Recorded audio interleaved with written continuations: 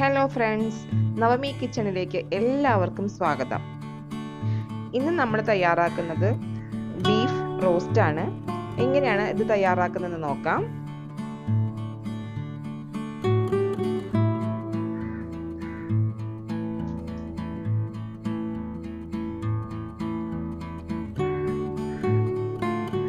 അപ്പോൾ അതിനായിട്ട് ആദ്യം 1/2 കിലോ ബീഫ് ഉപ്പും മഞ്ഞൾപ്പൊടിയും വിനാഗിരിയും ചേർത്ത് മിക്സ് ആക്കിയ ശേഷം വെള്ളം ഒഴിച്ച് നന്നായി കഴുകി വാർത്ത് വെച്ചിരിക്കുന്നതാണ്.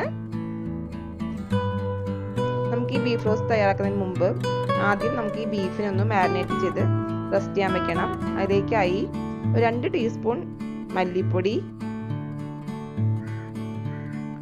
1/4 ടീസ്പൂൺ മുളക് പൊടി, പിന്നെ ഒരു 1/2 ടീസ്പൂണോളം മഞ്ഞൾപ്പൊടി, 1 ടീസ്പൂൺ ഇഞ്ചിയും വെളുത്തുള്ളിയും ചതച്ചത്. ഇനി ഇതിലേക്ക് ഒരു പച്ചമുളക്, ഒരു ചെറിയ സവാളയുടെ പകുതിയും കൂടെ ചേർക്കുന്നുണ്ട്. ഇനി ഒരു 2 കറിവേപ്പില, 1 ടീസ്പൂൺ ചൊർക്ക, ഇനി ആവശ്യത്തിനുള്ള ഉപ്പ് ചേർക്കാം.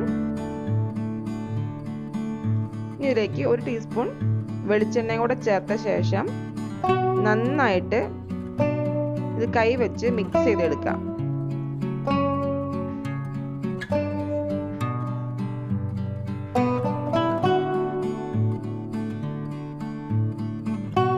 ഇതിപ്പോൾ ഇവിടെ നന്നായി മിക്സ് ചെയ്തെടുത്തിട്ടുണ്ട്.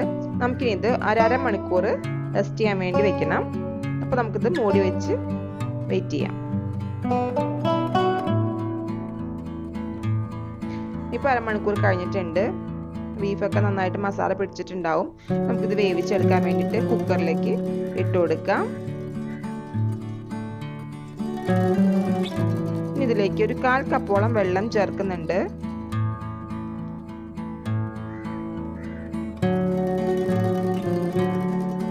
ഇത് മൂടി വെച്ച് മീഡിയം ഫ്ലെയിമിൽ ഒരു 4 വിസിലോളം കേൾപ്പിക്കുന്നുണ്ട് കേട്ടോ. അപ്പോഴേക്കും വെന്തിട്ടുണ്ടാവും. വേവ് പോരായ്ക ഉണ്ടെങ്കിൽ നമുക്ക് വീണ്ടും വേവിച്ചെടുക്കാം.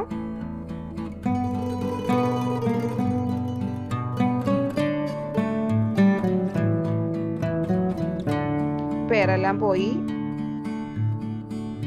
തുറന്നു നോക്കാം. ബീഫൊക്കെ അത്യാവശ്യം വന്നിട്ടുണ്ട് കണ്ടിട്ട്.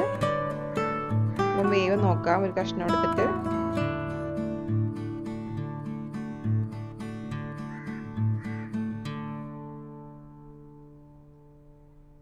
ഇപ്പൊ 4 വിസിലോണ്ട് തന്നെ ബീഫ് നന്നായിട്ട് വെന്തിട്ടുണ്ട്. ഇത്ര മതി. അപ്പൊ നമുക്കിനി ഇത് റോസ്റ്റ് ചെയ്തെടുക്കാം. അതിലേക്കായി ചീനച്ചട്ടി വെക്കുക. അതിലേക്ക് വെളിച്ചെണ്ണ ഒഴിച്ചു കൊടുക്കാം. വെളിച്ചെണ്ണ ചൂടായി വരുമ്പോൾ അതിലേക്ക് 1 ടേബിൾ സ്പൂണോളം തേങ്ങാക്കൊത്ത്, നാളികേരത്തിന്റെ കൊത്ത് ഇട്ട് കൊടുക്കാം. അത് ചെറുതായിട്ടൊന്ന് റോസ്റ്റ് ചെയ്തെടുക്കാം.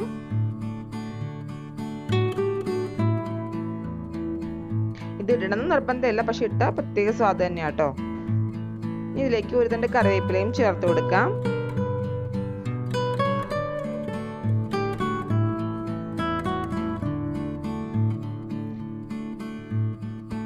ഇനി ഇതൊന്ന് മൂത്ത് വരുമ്പോൾ ഇതിലേക്ക് 2 ടീസ്പൂൺ ഇഞ്ചിയും വെളുത്തുള്ളിയും ചതച്ചത് ചേർത്ത് കൊടുക്കാം.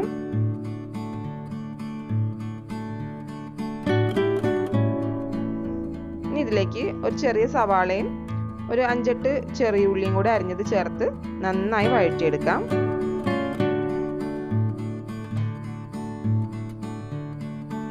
സവാള നന്നായി വഴന്ന് വന്നിട്ടുണ്ട്. ഇനി നമുക്ക് ഇതിലേക്ക് പൊടികൾ ചേർത്ത് കൊടുക്കാം. ആദ്യം ഒരു 1/4 ടീസ്പൂൺ മഞ്ഞൾപ്പൊടി,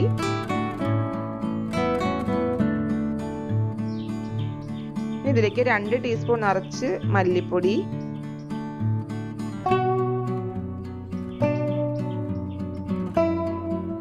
ഇനി ഇതിലേക്ക് ഒരു 1/4 ടീസ്പൂൺ മുളക് പൊടി, 1/4 ടീസ്പൂൺ കുരുമുളക് പൊടി, എരിവെല്ലാം ആവശ്യത്തിന് ഉപയോഗിക്കാം കേട്ടോ. 1/2 ടീസ്പൂൺ ഗരം മസാല. ഇതെല്ലാം കൂടെ ചേർത്ത് നന്നായിട്ട് മൂപ്പിച്ചെടുക്കാം. ചെറിയ തീരിട്ട് തന്നെ റോസ്റ്റ് ചെയ്തെടുക്കുക.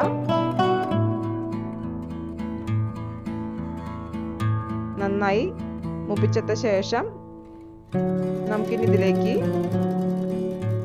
തക്കാളി ചേർത്ത് കൊടുക്കണം.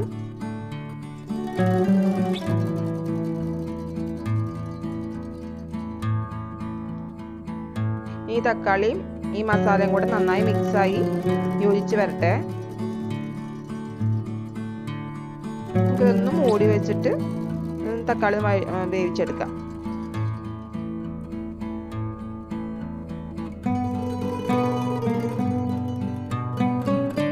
തക്കാളിയും എല്ലാം നന്നായിട്ട് വെന്ത് വന്നിട്ടുണ്ട്, ഉടഞ്ഞു വന്നിട്ടുണ്ട്.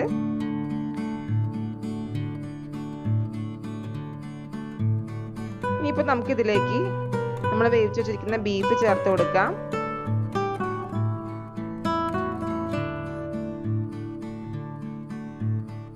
ചെറിയ വെള്ളമുണ്ട്, അതോടുകൂടി ആ വെള്ളത്തോടുകൂടി തന്നെയാണ് നമ്മൾ ഈ മസാലയിലേക്ക് ചേർത്ത് കൊടുത്തിരിക്കുന്നത്.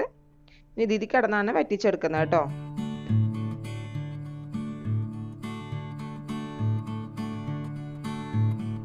ഇത് നന്നായിട്ടൊന്ന് മിക്സ് ചെയ്ത ശേഷം നമുക്ക് ആദ്യം ഒരു ഇച്ചിരി നേരം ഒരു 5 മിനിറ്റോളം മൂടി വെച്ചെടുക്കാം.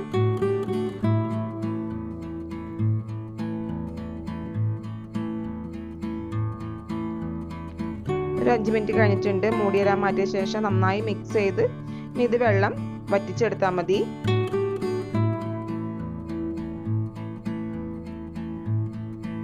ഇത് മൂടി വെക്കണമെന്നില്ല, ബീഫെല്ലാം വെന്തത് തന്നെയാണ്. അപ്പോൾ ഇതിന് തുറന്ന് വെച്ച് തന്നെ വെള്ളം വറ്റിച്ചെടുക്കാം.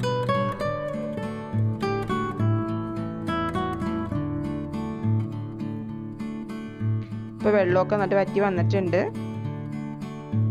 ഒന്നും കൂടി ഒന്നങ്ങ് ഡ്രൈ ആക്കി എടുക്കാം.